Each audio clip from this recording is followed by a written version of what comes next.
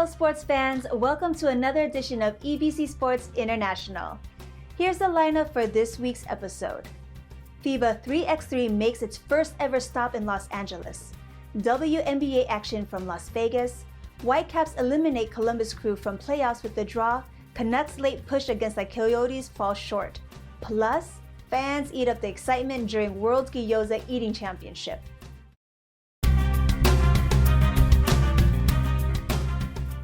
Hello everyone, I am Frendel Feherin, bringing you sports stories from around the globe.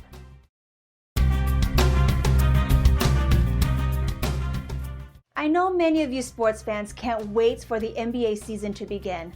For basketball fans though, the NBA is not the only league that creates excitement. There is a following and now a world competition and soon an Olympic event for 3-on-3 basketball. The FIBA 3x3 World Tour made its first ever stop in Los Angeles. Eva and Alan were there to cover the event. Take a look.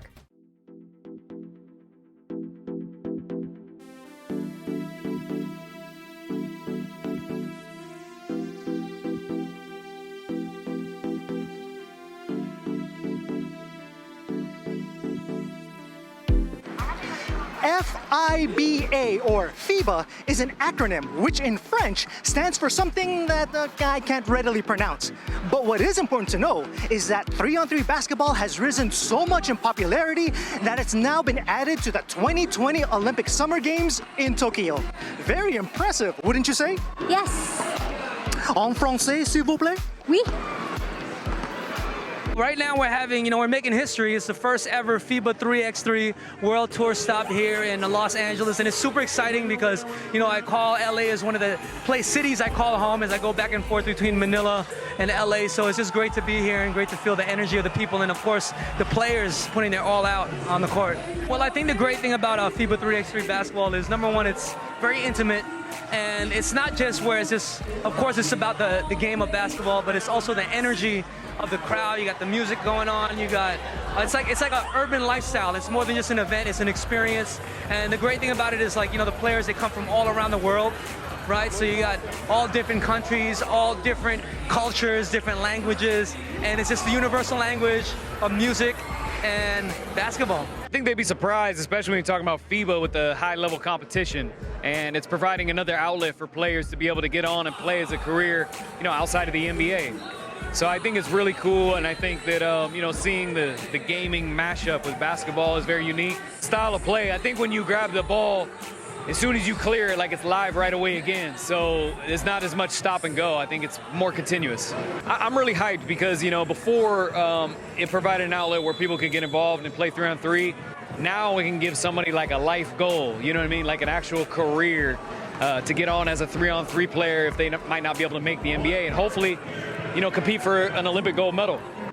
The FIBA organization has been around since the 1930s, and with the inclusion of 3x3 basketball, this urban sport has found a place on the world stage. The rules are simple.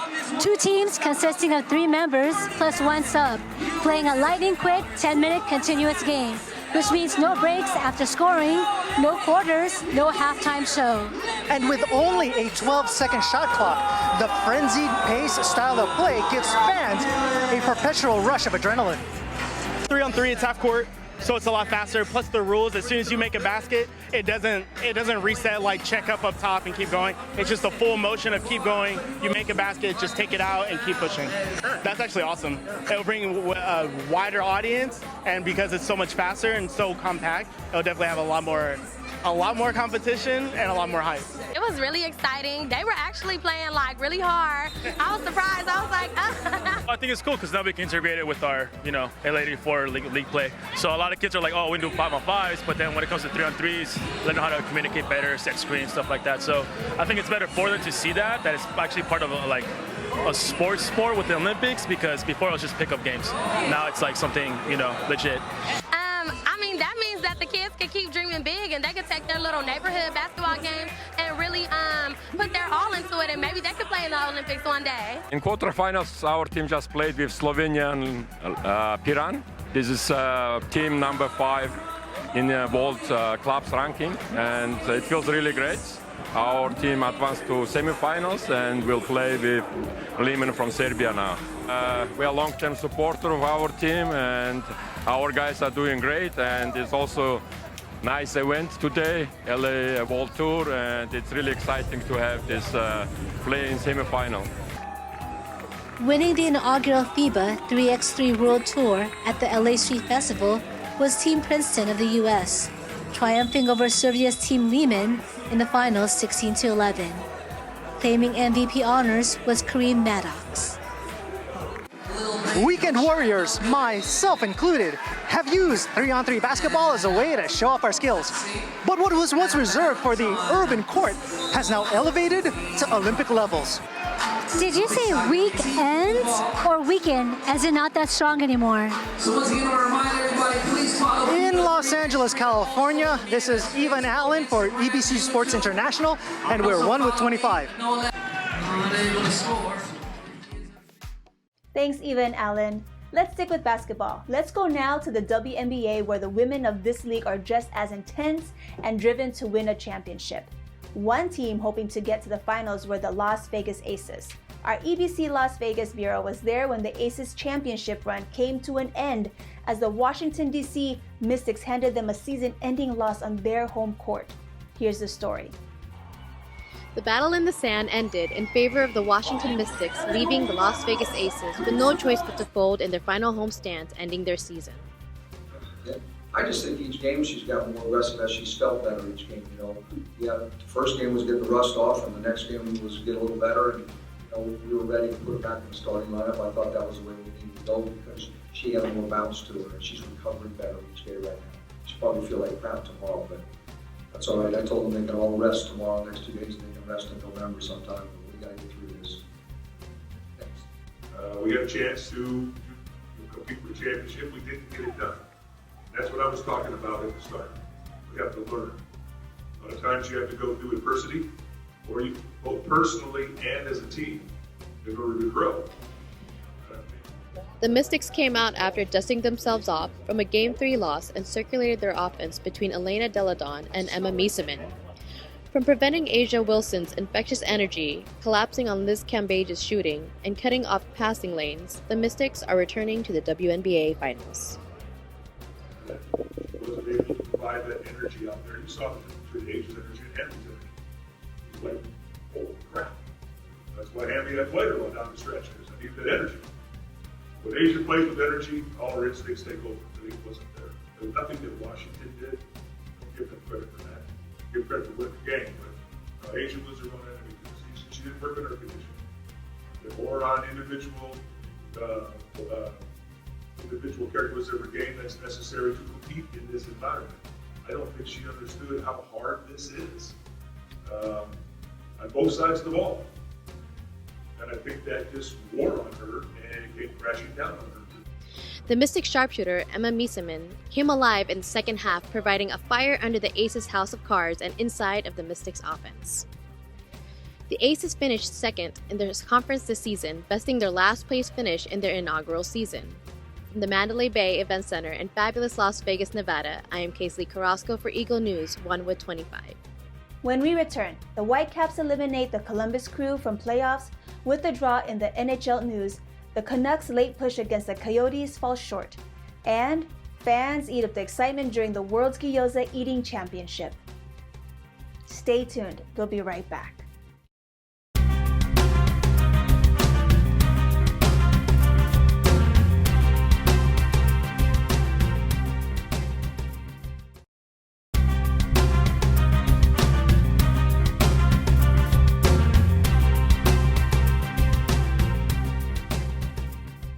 Welcome back. You're watching EBC Sports International. Thanks for joining us. It's an exciting time in Major League Soccer as teams fight for a spot in the playoffs, and so many different scenarios could determine who moves on and whose season comes to an end. Although for some teams, making it to the playoffs isn't realistic for this current season, still, the competitive nature athletes have pushed them to end the season strong and look ahead to the next. Zolti Harveth was there as the Columbus Crew tried to keep their playoff hopes alive against the Vancouver Whitecaps. Let's see if they were able to do it. The Columbus Crew were eliminated from the playoffs after a 1-1 draw with the Vancouver Whitecaps. The Crew capitalized on the Whitecaps' mistakes with Columbus striker Jazzy Zardes scoring on a penalty shot. However, the Whitecaps never gave up and scored a 94th minute goal by Freddie Montero to tie the game. For the second game in a row, Montero scored to steal valuable points from the opposition in the standings. He talks about why he continues to fight until the last whistle and his experience with the last place Whitecaps this season. Yes, that's soccer. During my whole career, I learned that you need to keep working. I'm a type of forward that I need the ball into the box. That's what I can show my best. And the last two games was only one play each game where I feel confident enough to score those goals. I have never been in MLS with a team that it's out of the playoffs that far, even when I was here in 2017. So I'm learning, of course, at the age of 30 plus, you know. We need to continue believing in the process and knowing that Whitecaps next year have to come with a different mentality and different approach in the game. The goal from Montero came on the final play of the match, and the Columbus Crew were eliminated from playoff contention with the draw. Manager Caleb Porter voiced his frustration after the late goal. Really disappointing. Season was on the line. We're up 1-0. 10 seconds to go. We need to put the ball in the stands. These are simple things that you have to do to win games, and we do the wrong things, and it's cost us the season. Honestly, if we could see a game out this year, we'd be in the playoffs. Anytime we went forward, we could have scored a goal, honestly, and we didn't. And so what do you say? At the very least, we should have seen the game out at the end. I mean, the game was done, right? The referees were waiting to blow the whistle. We have to, put the ball in the stands. We have to foul. We have to put pressure on the cross. We have to obviously pick up one of the most lethal strikers in the league. Always has been. And we don't do any of those things. And it's not the first game. And to be honest with you, I just thought overall we should have played better, especially against a team that really had nothing to play for. Both Whitecaps and Crew have been eliminated from playoff contention and will now focus on finishing the season on a positive note. Schulte Horvath, Eagle News 1 with 25. Thanks, Zolti. While leagues like the MLS are prepping to go on into the postseason, others like the NHL are just getting started. Anthony Sevilla has a report on the preseason game where the Vancouver Canucks hosted the Arizona Coyotes. Here's the story. A late push in the third period was not enough for the Canucks, as the Coyotes secured the 4-2 victory on the road against the Canucks at Rogers Arena on Thursday night. With the Coyotes down 2-1 after the first period, back-to-back goals by Victor Soderstrom and Barrett Hayton in the second period was enough to secure the win. Vancouver picked it up in the third period, but it was too late for a Canucks comeback. Their offensive woes lingered the entire night, as they were only able to put 19 shots on net. Arizona outshot Vancouver 35-19. Canucks all-star forward Elias Pettersson finished with an assist and a shot on goal. He shared his thoughts on the team's play after the game. I think we started okay. Second period is not good. They won every battle. We were on our heels. And third period they started better, but we made a push at the end and almost scored. I hit one in the post and we had great chances, but we couldn't score. But newly signed Canucks defenseman Tyler Myers mentioned how beneficial the preseason was in order to prepare for the NHL regular season. Exhibition's always good to get your speed up. I think it takes a few games for any player to get up to speed, and I thought for the most part we had a pretty good preseason as a group, and we want to make sure we have a good next 5 days here getting ready for game one. Canucks forward Adam Gaudette continued to impress everyone in the final game of the preseason, contributing with an assist. His 4 goals are tied for league lead amongst all NHL players. Gaudette was asked about his time during the preseason and the likelihood of cracking the Canucks roster on opening night. I think that's all anyone could ask for is if I just left it all out there and gave it all I had, and I feel as though I did that, and I feel pretty confident where my game's at right now. Just wait, I guess. Whatever happens, happens. The preseason schedule for the Canucks finally came to a close, as head coach Travis Green and his staff will have a big decision in the next week, making his final roster cuts. Arizona will travel to Anaheim for their final preseason game against the Ducks. Anthony Sevilla, Eagle News, 1/25. And now for the lighter side of sports, gyoza eating competition. Yes, you heard it right. Sounds fun and delicious. Let's head back to Eva and Alan as their appetite cover all things interesting led them to the 13th annual World Gyoza Eating Championship. Enjoy. 5, 4, 3, 2, 1.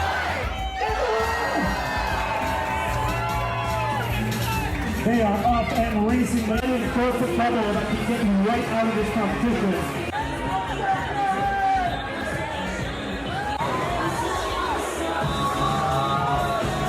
Nisei Week in LA's Little Tokyo gets ready to wrap things up. Speaking of things that are wrapped, Daily Foods sponsor the 13th annual World Gyoza Eating Championship. We had competitive eaters from Joey Chestnut and also community leaders coming to compete for a title, and also we had the past 2018 court competing for the gyoza eating contest. It's definitely a fun event to watch, and it brings the community close. It's an event every year that is very unique to our community that isn't in any other community. So it's great to see that everyone comes out for this, and we can always have a good time, laugh, and also be amazed by how much the eaters can eat. We've been training all year for all the circuits, for all the contests, but this is definitely one of the favorites, and I was looking forward to it a lot coming out here today. I was here last year and got 153, so I got a personal best today, and I feel really good about it, and food's always delicious, sponsors are great. The crowd's really great, you know, the MCs always do a really good job of getting everybody excited. I love all the undercard contests that they have. Those are always real fun to watch, the amateurs. So yeah, I think by the time we get up there, you know, the crowd's just ready to see some crazy eating.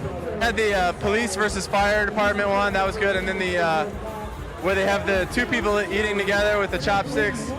I always love that. That's hilarious.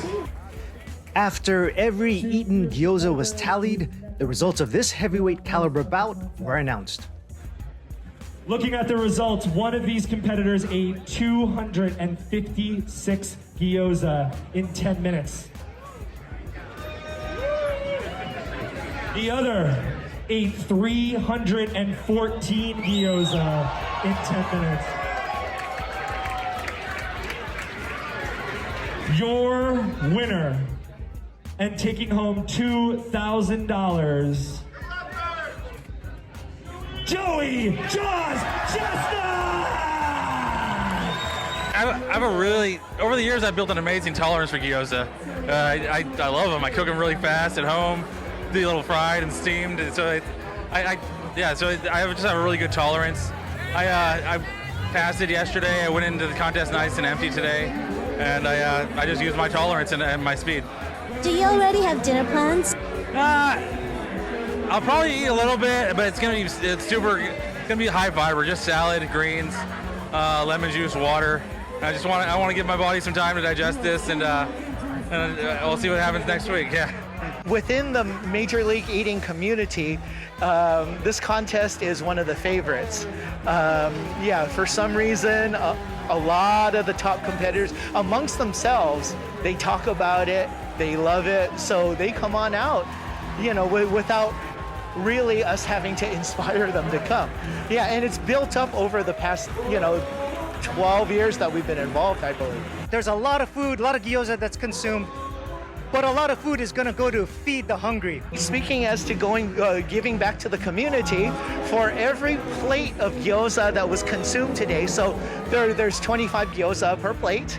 So for every plate, Daily Foods will be donating 1 case of food. Yeah, we've always liked to give back to the community that we're in. Well, after watching that competitive eating, I am so decided to leave it up to the professionals. Reporting from Los Angeles, California, this is Eva and Alan for EBC Sports International, and we are 1/25.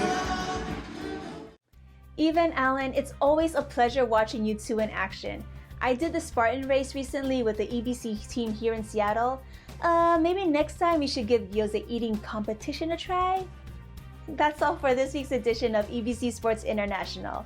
Be sure to join us for the next episode. But before then, make sure you visit our websites at www.eaglenews.net and www.eaglenewslive.com. Like us on Facebook, follow us on Twitter at twitter.com/EagleNewsPH. It's been a pleasure and thank you so much for watching. I am Friendelpha Heron, 1 with 25.